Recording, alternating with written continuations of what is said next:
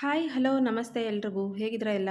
I hope ಎಲ್ಲ ಚೆನ್ನಾಗಿದ್ದೀರಾ ಅನ್ಕೊತೀನಿ. ಬನ್ನಿ ಇವತ್ತಿನ ವೀಡಿಯೋದಲ್ಲಿ ನೀವು ಕೇಳಿದಂಥ ಅಂದರೆ ನಮ್ಮ ವೀವರ್ಸ್ ಒಬ್ಬರು ಕೇಳಿದರು, ರೊಟ್ಟಿ ನೀವು ಚೆನ್ನಾಗಿ ಮಾಡ್ತೀರಾ, ರೊಟ್ಟಿ ಬಡಿಯೋದು ತುಂಬ ಚೆನ್ನಾಗಿ ಬಡಿತೀರಾ ರೊಟ್ಟಿನ, ಅದರದ್ದೊಂದು ವೀಡಿಯೋ ಹಾಕಿ ಅಂತ ಕೇಳಿದರು. ಹಾಗಾಗಿ ಅವ್ರಿಗೋಸ್ಕರ ಈ ವಿಡಿಯೋನ ಮಾಡ್ತಾಯಿದ್ದೀನಿ. ಅಂದರೆ ರೊಟ್ಟಿ ಮಾಡೋದು ನಾನು ನೋಡಿದ್ರು ಅವರು ವೀಡಿಯೋದಲ್ಲಿ, ಅಂದರೆ ಕಳೆದ ಒಂದೆರಡು ಮೂರು ವೀಡಿಯೋದಲ್ಲಿ ನಾನು ರೊಟ್ಟಿ ಮಾಡ್ತಾ ಇರೋದನ್ನು ನೋಡಿದರು. ಹಾಗಾಗಿ ಅವ್ರಿಗೆ ಕೂಡ ಇಷ್ಟ ಆಗಿದೆ ರೊಟ್ಟಿ ಮಾಡೋದು. ಕೆಲವೊಬ್ಬರೆಲ್ಲ ರೊಟ್ಟಿನ ಲಟ್ಟಿಸ್ತಾರೆ, ಅಂದರೆ ಉತ್ತಾರೆ, ಉದ್ದಿ ಮಾಡ್ತಾರೆ. ಆಮೇಲೆ ಕೆಲವೊಬ್ಬರು ಒಂದು ಮಿಷನಿಂದ ಸಹ ರೊಟ್ಟಿನ ಮಾಡ್ತಾರೆ. ಬಟ್ ಮನೆಯಲ್ಲೇ ಈ ಥರ ರೊಟ್ಟಿ ಬಡ್ಕೊಂಡು, ಅಂದರೆ ರೊಟ್ಟಿ ಮಾಡಿಕೊಂಡು ಕೈಲಿಂದ ಬಡಿಯೋ ರೊಟ್ಟಿ ತುಂಬ ಟೇಸ್ಟ್ ಇರುತ್ತೆ, ತುಂಬ ಚೆನ್ನಾಗಿರುತ್ತೆ ರುಚಿ. ಹಾಗಾಗಿ ನಾವು ಪ್ರತಿದಿನ ಇದೇ ಕೆಲಸ ನಮ್ಮದಂದರೆ ರೊಟ್ಟಿ ಮಾಡ್ತಾ ಇರ್ತೀವಿ ಜಾಸ್ತಿ ನಾವು ಮನೇಲಿ. ಹಾಗಾಗಿ ನಮಗೇನು ಇದೇನು ಹೊಸ್ತು ಅನಿಸಲ್ಲ. ಬಟ್ ರೊಟ್ಟಿ ಉದ್ದವ್ರಿಗೆ ಅಂದರೆ ಲಟ್ಟಿಸ್ತಿರ್ತಾರಲ್ಲ ಅವ್ರಿಗೆ ಒಂಚೂರು ಬಡಿಯೋದು ಸ್ವಲ್ಪ ಟಫ್ ಅನಿಸುತ್ತೆ. ಅದಕ್ಕಾಗಿ ಈಸಿಯಾಗಿ ಸಿಂಪಲ್ಲಾಗಿ ಯಾವ ರೀತಿನ ರೊಟ್ಟಿ ಬಡ್ಕೋಬಹುದು, ಅಂದರೆ ರೊಟ್ಟಿನ ಮಾಡ್ಕೋಬಹುದು, ಕೈಲಿದ್ದ ಬಡಿದ ರೊಟ್ಟಿನ ಯಾವ ರೀತಿ ಮಾಡ್ಕೋಬೋದು ಅಂತ ಈ ವಿಡಿಯೋದಲ್ಲಿ ನಾನು ತೋರಿಸ್ತಾ ಇದ್ದೀನಿ. ಬನ್ನಿ ಹಾಗಾದರೆ ವಿಡಿಯೋನ ಸ್ಟಾರ್ಟ್ ಮಾಡೋಣ. ಫಸ್ಟಿಗೆ ನಾನು ನೀರು ಇಟ್ಕೊಂಡಿದ್ದೀನಿ, ಒಂದು ಸ್ವಲ್ಪ ನೀರು, 1 ಗ್ಲಾಸ್ ನೀರಷ್ಟು ಮತ್ತು ಉಪ್ಪು ಹಾಕ್ಕೊಂಡು ನೀರು ಕಾಯಿಸ್ಕೋಬೇಕು. ಚೆನ್ನಾಗಿ ನೀರು ಕಾಯಬೇಕು. ಇದಕ್ಕೂ ಬದಲಾಗಿ ಕೆಲವೊಬ್ರು ಏನು ಮಾಡ್ತಾರೆ, ಈ ನೀರಲ್ಲೇ ಹಿಟ್ಟು ಹಾಕಿ ಜಿಗುಟು ಮಾಡ್ಕೊತಾರೆ. ಜಿಗುಟು ಅಂತ ಮಾಡಿಕೊಂಡು ಆಮೇಲೆ ಲಟ್ಟಿಸ್ತಾರೆ. ಅದು ಲಟ್ಟಿಸೋರಿಗೆ ಉದ್ದೋರಿಗೆ ಚೆನ್ನಾಗಾಗುತ್ತೆ, ಜಿಗಿ ಚೆನ್ನಾಗಿ ಬರುತ್ತೆ. ಬಟ್ ಬಡಿಯೋದ್ರಿಂದ ನಾವು ರೊಟ್ಟಿ ಬಡಿತೀವಿ ಅಂತ ಹೇಳಿದರೆ ಜಿಗಿ ಮಾಡ್ಕೊಬಾರ್ದು, ಜಿಗುಟು ಅಂತ ಹೇಳ್ತಾರೆ. ಅಂದರೆ ಈ ಥರ ನೀರು ಕುದಿಯೋಕ್ಕಿಟ್ಟು ಅದರಲ್ಲೇ ಹಿಟ್ಟು ಹಾಕಿ ಜಿಗುಟು ಮಾಡ್ಕೊತಾರೆ. ಹಂಗೆ ಮಾಡಿ ಆಮೇಲೆ ರೊಟ್ಟಿ ಮಾಡ್ತಾರೆ. ಅದು ಉದ್ದೋಕ್ಕಾದರೆ ಚೆನ್ನಾಗಾಗುತ್ತೆ, ಜಿಗಿ ಆಗುತ್ತೆ. ಬಟ್ ಬಡಿಯೋದ್ರಿಂದ ನಾವು ರೊಟ್ಟಿ ಬಡಿಬೇಕು ಅಂತ ಹೇಳಿದರೆ ನಮಗೆ ಜಿಗಿ ಜಾಸ್ತಿ ಇರಬಾರ್ದು, ನಾರ್ಮಲ್ ಆಗಿರಬೇಕು. ಹಾಗಾಗಿ ನೀರನ್ನ ಕಾಯಿಸ್ಕೊಂಡು ಹಾಕ್ಕೊತಾ ಇದ್ದೀನಿ ನಾನು ಇಲ್ಲಿ. ಇವಾಗ ಹಿಟ್ಟನ್ನ ಜರಡಿ ಹಿಡ್ಕೊಳ್ಳೋಣ, ಅಂದರೆ ಸೋಸ್ಕೊಂಡು. ಕೆಲವೊಬ್ಬರು ಎಲ್ಲ ರೆಡಿ ಮಾಡಿ ಫಸ್ಟೇ ರೆಡಿ ಮಾಡಿ ಬಾಕ್ಸಿಗೆ ಹೊಸದಾಗಿ ಹಾಕಿಸ್ದಾಗ ಹಿಟ್ಟು ಹಾಕಿಸ್ಕೊಂಡು ಬಂದರು ಅಂತೇಳಿದರೆ ಎಲ್ಲನೂ ಒಂದೇ ಸಲ ಜರಡಿ ಹಿಡ್ಕೊಂಡು ಇಟ್ಕೊತಾರೆ. ಬಟ್ ನಾವಿಲ್ಲಿ ಆ ಥರ ಮಾಡೋದಿಲ್ಲ. ಅಂದರೆ ದಿನ ಯಾವಾಗ ಬೇಕು ಅವಾಗಷ್ಟೇ ಈ ಥರ ಸಾಣಿಸ್ಕೊತೀವಿ. ಈ ಜೋಳ ಹಾಕಿಸುವಾಗೂ ಸಹ ಕೆಲವೊಬ್ಬರು ಇದಕ್ಕೆ ಜೋಳದ ಜೊತೆಗೆ ಅಕ್ಕಿ ಸಹ ಮಿಕ್ಸ್ ಮಾಡ್ತಾರೆ. ಅಂದರೆ ರೇಷನ್ ಅಕ್ಕಿ ಬರುತ್ತೆ ಅಲ್ವಾ, ರೇಷನ್ ಅಕ್ಕಿ ಹಾಕಿದ್ವಿ ಅಂತೇಳಿದರೆ ಒಂಚೂರು ಜೋಳ ಕಲರು ಇರುತ್ತೆ, ಆಮೇಲೆ ಜೋಳ ಅಂತಲ್ಲ ರೊಟ್ಟಿ ಕಲರು ಬರುತ್ತೆ, ಮತ್ತು ಜಿಗಿ ಇರುತ್ತೆ ಅಂಥೇಳಿ, ಉದ್ದೋರಿಗೆ ಜಿಗಿ ಚೆನ್ನಾಗಿ ಬರುತ್ತೆ ಅಂಥೇಳಿ ಅಕ್ಕಿನ ಹಾಕಿ ಗಿರಣಿಯಲ್ಲಿ ಹಾಕಿಸ್ತಾರೆ. ಜೋಳದ ಜೊತೆಗೆ ಸ್ವಲ್ಪ ಅಕ್ಕಿನ ಮಿಕ್ಸ್ ಮಾಡಿ ಗಿರಣಿಗೆ ಹಾಕಿಸ್ಕೊತಾರೆ. ಬಟ್ ಏನಪ್ಪ ಅಂತೇಳಿದರೆ ಬಿಜಾಪುರ ಜೋಳ, ಬೀಜೋಳ ಅಂತ ಇರ್ತಾವಲ್ವ, ಅಂಥವಿದ್ದರೆ ಅಕ್ಕಿ ಹಾಕುವ ಅವಶ್ಯ ಇರಲ್ಲ. ಅದಕ್ಕೆ ಅಕ್ಕಿ ಹಾಕೋದೇ ಬೇಡ. ಕಲರು ತುಂಬ ಚೆನ್ನಾಗಿರುತ್ತೆ, ಆಮೇಲೆ ಜಿಗಿ ಕೂಡ ತುಂಬ ಚೆನ್ನಾಗಿರುತ್ತೆ ಆ ಜೋಳದಲ್ಲಿ. ಏನೇ ಹೇಳಿ ರೊಟ್ಟಿ ಉಣ್ಣೋ ಒಂದು ಖುಷಿನೇ ಬೇರೆ ಅಲ್ವಾ. ದಿನಾ ನಾವು ರೊಟ್ಟಿ ಮಾಡಿದರೂ ಸಹ ಮತ್ತೆ ರೊಟ್ಟಿ ಒಂದು ಬಿಟ್ಟರೆ ಇನ್ಯಾವುದು ಊಟನೂ ನಮಗೆ ಅಷ್ಟೊಂದು ಸೇರಲ್ಲ. ಯಾಕಂದರೆ ಏನು ಸ್ಪೆಷಲ್ ಅಡುಗೆ ಅಂದರು, ಸ್ಪೆಷಲ್ ಊಟ ಅಂದರು, 1 ದಿನ 2 ದಿನ ಆಗಲಿ ನಾವು ಮತ್ತೆ ಯಾವಾಗ ರೊಟ್ಟಿ ಮಾಡ್ತೀವೋ, ಯಾವಾಗ ರೊಟ್ಟಿ ತಿಂತೀವೋ ಅಂತ ಅನ್ನಿಸ್ತಾ ಇರುತ್ತೆ ನಮಗೆ. ಅಂದರೆ ನಾವು ಆ ಥರ ಜೋಳದ ರೊಟ್ಟಿ ಅಂದರೆ ನಮಗೆಲ್ಲ ತುಂಬ ಇಷ್ಟ. ಇವಾಗ ಇದು ಕಾದಿರುವಂಥ ನೀರನ್ನ ನಾನು ಇಲ್ಲಿ ಹಾಕ್ಕೊತಾ ಇದ್ದೀನಿ. ಈ ಥರ ಸ್ವಲ್ಪ ಸ್ವಲ್ಪವಾಗಿ ನಿಧಾನಕ್ಕೆ ಕೂಡಿಸ್ಕೊತ ಹಿಟ್ಟನ್ನು ಕೂಡಿಸ್ಕೋಬೇಕು.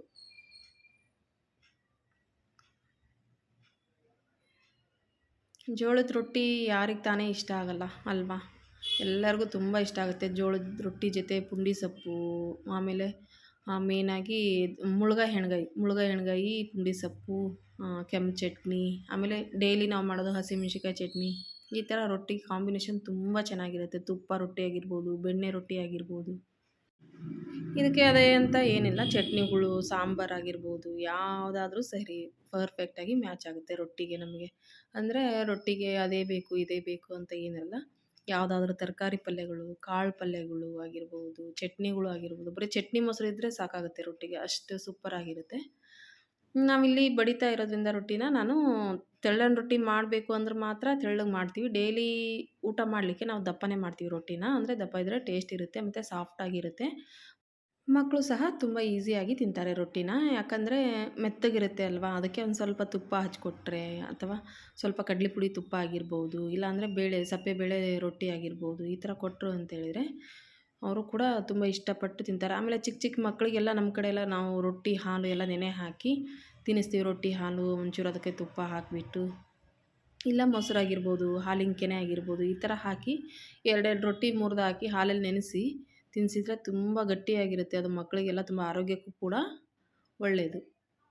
ಇವಾಗ ನೀರು ಹಾಕಿ ಈ ಥರ ಕಲಸಿಟ್ಟಿದ್ದೆ. ಒಂದು 2-3 ನಿಮಿಷ ಬಿಟ್ಟು, ಅಂದರೆ ಸ್ವಲ್ಪ ಬಿಸಿ ಇರುತ್ತೆ ಅಲ್ವಾ, ಬಿಸಿನೀರು ಹಾಕಿರೋದ್ರಿಂದ ಬಿಸಿ ಇರುತ್ತೆ. ಆಮೇಲೆ ನೀರು ಹಾಕುವಾಗೂ ಸಹ ಅದೇ ಹೇಳಿದೆ ಅಲ್ವಾ, ನೀರು ಚೆನ್ನಾಗಿ ಕುದಿ ಬರಬೇಕು. ಹಾಗೆ ಹಸಿ ನೀರು ಹಾಕಿದ್ವಿ ಅಂತೇಳಿದರೆ ಜಿಗಿ ಬರಲ್ಲ. ನೀರು ಚೆನ್ನಾಗಿ ಕುದೀತಿರುವಾಗ ಹಿಟ್ಟಿಗೆ ಹಾಕ್ಕೊಂಡು ಈ ಥರ ಜಿಗಟನ್ನ ರೆಡಿ ಮಾಡ್ಕೋಬೇಕು. ನಮಗೆ ಬೇಕಾದರೆ ಎಕ್ಸ್ಟ್ರಾ ಒಂದು ಚೂರು ನೀರನ್ನು ಹಾಕ್ಕೊತ ಚೆನ್ನಾಗಿ ನಾದ್ಕೊಂಡ್ರೆ ಒಂದು ರೊಟ್ಟಿ ಹದಕ್ಕೆ ಬರುತ್ತೆ ಹಿಟ್ಟು. ಈ ಬಡಿಯೋ ರೊಟ್ಟಿ ಅಂದರೆ ಈ ಥರ ಮಾಡ್ಕೊಂಡ್ರೆ ಮಾತ್ರ ಬಡಿಲಿಕ್ಕೆ ಬರುತ್ತೆ. ನಾವು ಜಿಗಟ್ ಮಾಡಿಕೊಂಡು ಲಟ್ಟಿಸೋಕ್ಕೆ ಉದ್ದೋಕೆ ಮಾಡ್ಕೊತಾವಲ್ಲ, ಆ ಥರ ಏನಾರು ನಾವು ಹಿಟ್ಟನ್ನ ರೆಡಿ ಮಾಡ್ಕೊಂಡ್ವಿ ಅಂತೇಳಿದರೆ ನಿಜವಾಗ್ಲೂ ಅದು ಬಡಿಯೋಕ್ಕೆ ಬರೋಲ್ಲ. ನಮ್ಮ ಕೈ ನೋವಾಗುತ್ತೆ ಅಷ್ಟೇ ಅದು ರೊಟ್ಟಿ ಬಡಿಲಿಕ್ಕೆ. ಈ ಥರ ಆದರೆ ಈಸಿ ಇರುತ್ತೆ, ಸಾಫ್ಟಾಗಿರುತ್ತೆ. ಆಮೇಲೆ ಇದನ್ನು ನಾವು ಎಷ್ಟೇ ರೊಟ್ಟಿ ಮಾಡಿದರೂ ಸಹ ಕೈ ನೋವು ಬರೋದಿಲ್ಲ. ಹಾಗೆ ಈಸಿಯಾಗಿ ಮಾಡ್ಕೋಬೋದು ರೊಟ್ಟಿ. ಇದನ್ನು ನೋಡಿ, ಇವಾಗ ಸ್ವಲ್ಪ ನಾನು ಗಟ್ಟಿಯಾಗಿದೆ, ಹಾಗಾಗಿ ಸ್ವಲ್ಪ ನೀರನ್ನು ಹಾಕ್ಕೊತ ಚೆನ್ನಾಗಿ ನಾದ್ಕೊತಾ ಇದ್ದೀನಿ.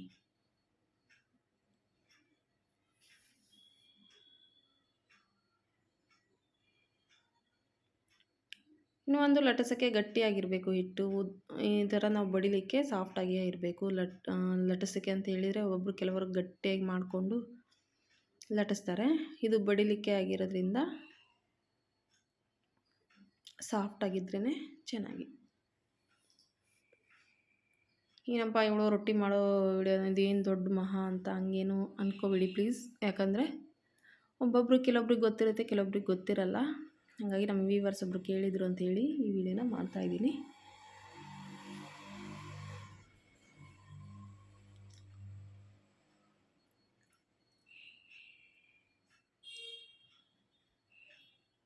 ಈ ಥರ ಚೆನ್ನಾಗಿ ಇವಾಗ ನಾದ್ಕೋಬೇಕು. ಇದನ್ನು ಹಿಟ್ಟನ್ನ ಚೆನ್ನಾಗಿ ನಾದ್ಕೊಂಡ್ಮೇಲೆ ಇವಾಗ ನಮಗೆ ರೊಟ್ಟಿ ಹಿಟ್ಟು ರೆಡಿಯಾಗಿದೆ.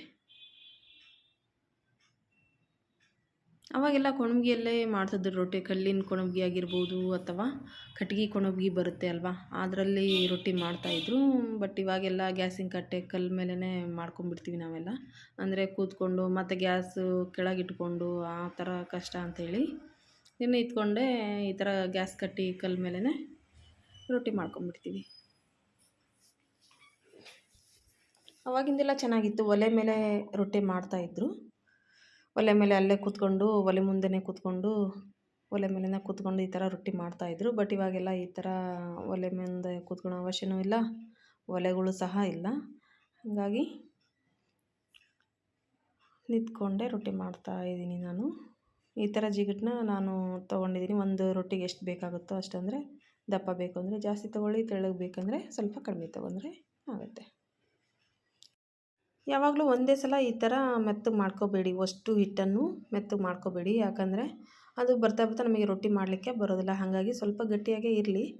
ನಾವು ಒಂದೊಂದೇ ರೊಟ್ಟಿ ಮಾಡುವಾಗ ಈ ಥರ ನೀರು ತೊಗೊಂಡು ಮತ್ತೊಂದು ಸ್ವಲ್ಪ ನೀರು ಹಾಕ್ಕೊತ ಮೆತ್ತಗೆ ನೀಟಾಗಿ ನಾದ್ಕೊಂಡ್ರೆ, ಮೆತ್ತಗಿತ್ತು ಅಂತ ಹೇಳಿದರೆ ರೊಟ್ಟಿ ತುಂಬ ಚೆನ್ನಾಗಿ ಬರುತ್ತೆ. ಅಂದರೆ ಬಡಿಲಿಕ್ಕೆ ಈಸಿ ಆಗುತ್ತೆ. ರೌಂಡ್ ಶೇಪಲ್ಲಿ ತುಂಬ ಚೆನ್ನಾಗಿ ಬರುತ್ತೆ ರೊಟ್ಟಿ.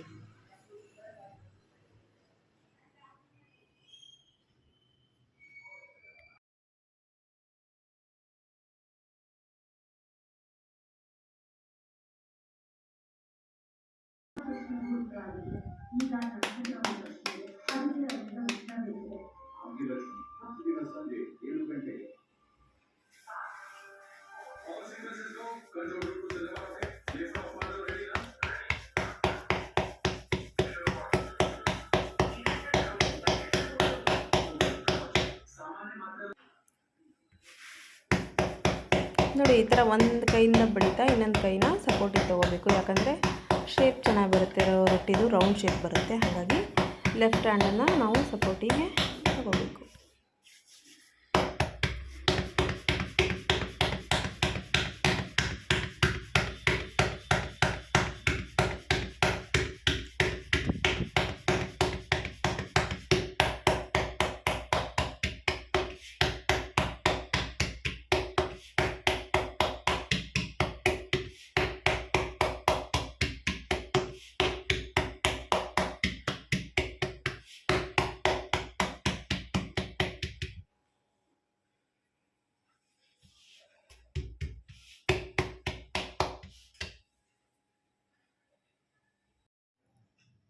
ಇವಾಗ ಹಂಚು ಕಾದಿದೆ, ರೊಟ್ಟಿ ಹಾಕ್ಕೊತಾ ಇದ್ದೀನಿ ನಾನು ಇವಾಗ ಬೇಯಿಸ್ಲಿಕ್ಕೆ.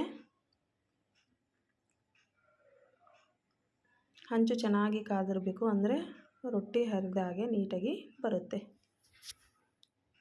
ಇದಕ್ಕೆ ಇವಾಗ ನೀರು ಹಚ್ಕೊತಾ ಇದ್ದೀನಿ. ಕೆಲವೊಬ್ಬರು ನೀರು ಹಚ್ಚಲ್ಲ ರೊಟ್ಟಿಗೆ. ರೊಟ್ಟಿ ಮಾಡಿದರು ಅಂತ ಹೇಳಿದರೆ ಹಾಗೆ ಬೇಯಿಸ್ಬಿಡ್ತಾರೆ, ಅಂದರೆ ಅದನ್ನ ಹಾಗೆ ತಿರುಗಿಸಿ ಬೇಯಿಸ್ತಾರೆ. ಆದರೆ ಅದು ಹಸಿ ಬಿಸಿ ಅನಿಸುತ್ತೆ ರೊಟ್ಟಿ, ಅಂದರೆ ಟೇಸ್ಟು ಚೆನ್ನಾಗಿರಲ್ಲ, ರೊಟ್ಟಿ ರುಚಿನೇ ಇರಲ್ಲ ಅದು ಹಾಗೆ ಬೇಯಿಸಿದ್ವಿ ಅಂತ ಹೇಳಿದರೆ. ಈ ಥರ ನೀರು ಹಚ್ಚಿ ಬೇಯಿಸ್ಕೊಂಡ್ರೆ ಮಾತ್ರ ರೊಟ್ಟಿ ಟೇಸ್ಟು ತುಂಬ ಚೆನ್ನಾಗಿರುತ್ತೆ. ಆಮೇಲೆ ಹಿಟ್ಟು ಥರ ಇರೋದಿಲ್ಲ ರೊಟ್ಟಿ, ತುಂಬ ಚೆನ್ನಾಗಿ ಬರುತ್ತೆ ರೊಟ್ಟಿ. ಈ ಥರ ನೀರು ಹಚ್ಚಿ ಬೇಯಿಸ್ಕೋಬೇಕು. ಕಾಟನ್ ಬಟ್ಟೆನೇ ತೊಗೋಬೇಕು ನೀರು ಹಚ್ಚಲಿಕ್ಕೆ. ನಾವು ಯಾವಾಗ್ಲೂ ಕಾಟನ್ ಬಟ್ಟೆಯಲ್ಲೇ ರೊಟ್ಟಿಗೆ ನೀರು ಹಚ್ಚಬೇಕು. ಯಾಕಂದರೆ ನಾವು ಪಾಲಿಸ್ಟ್ರು ಬಟ್ಟೆ, ಆಮೇಲೆ ರಫ್ ಇರುವಂಥ ಬಟ್ಟೆ ತೊಗೊಂಡ್ವಿ ಅಂತ ಹೇಳಿದರೆ ರೊಟ್ಟಿ ಹರಿಯೋ ಚಾನ್ಸ್ ಏನು, ರೊಟ್ಟಿ ಹರಿದೋಗುತ್ತೆ. ಹಾಗಾಗಿ ನಾವು ಯಾವಾಗ್ಲೂ ಕಾಟನ್ ಬಟ್ಟೆನೇ ಯೂಸ್ ಮಾಡಬೇಕು. ರೊಟ್ಟಿಗೆ ನೀರು ಹಚ್ಚುವಾಗ ಕಾಟನ್ ಬಟ್ಟೆನೇ ಯೂಸ್ ಮಾಡ್ಕೋಬೇಕು. ನೋಡಿ ಎಷ್ಟು ಚೆನ್ನಾಗಿ ಬಂತು ರೊಟ್ಟಿ. ಆಯಿತು ನೋಡಿ, ಎಷ್ಟು ಚೆನ್ನಾಗಿ ಬೇಯಿಸ್ಲಿಕ್ಕೆ ಕೂಡ ಇದು ತುಂಬ ಎಷ್ಟು ಈಸಿಯಾಗಿ ಬರುತ್ತೆ. ನೋಡಿದ್ರಲ್ವಾ, ಈ ವಿಡಿಯೋ ಇಷ್ಟ ಆಯಿತು ಅಂದ್ಕೊಳ್ತೀನಿ. ಇಷ್ಟ ಆಯಿತು ಅಂದರೆ ರೊಟ್ಟಿ ಯಾರಿಗೆ ಮಾಡಲಿಕ್ಕೆ ಬರಲ್ವೋ ಅಂಥವ್ರಿಗೆ ಶೇರ್ ಮಾಡಿ ಪ್ಲೀಸ್.